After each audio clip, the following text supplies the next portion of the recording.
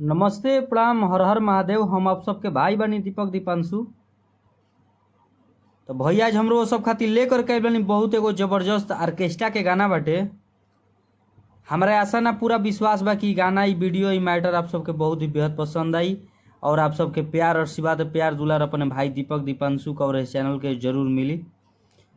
तो चलिए जब भी भाई अभी तक हमारे चैनल पर नया बने प्लीज़ आप लोग चैनल के सब्सक्राइब करके बेल आइकन प्रेस कर ली ताकि जो भी वीडियो लेकर के नोटिफिकेशन आप सबके पास पहुंचे ताकि आप सब उस वीडियो को देख सकी जा सुन सकी जा।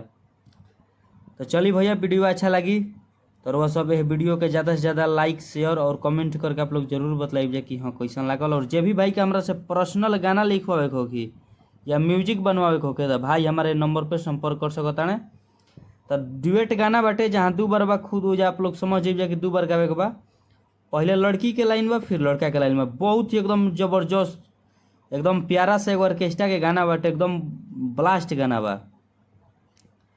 तो चली तर्ज बा नचनिया के कमरिया और वह सबके हम डमी करके भैया सुनावतनी। लड़की के लाइन बा कि हटन ना हट होने बाबू ए बाबू आ राख जवनिया पकाबू हो काबू। कि हट ना हट होने बाबू ए बाबू आ राख जवनिया पकाबू हो काबू।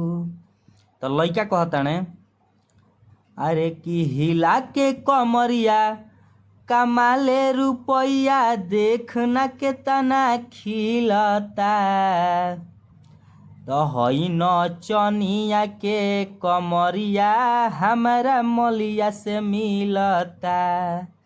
तो हई नचनिया के कमरिया हमारा मलिया से मिलता।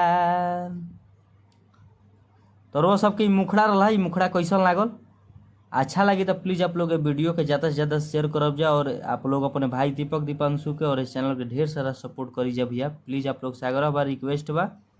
चलिए रो सबका फर्स्ट अंतरा की ओर लेकर के चलतनी। और जो भी भाई का हमारा से पर्सनल गाना लिखवाए होगी म्यूजिक बनवाए होगी तो भाई हमारे नंबर पर संपर्क कर सकता।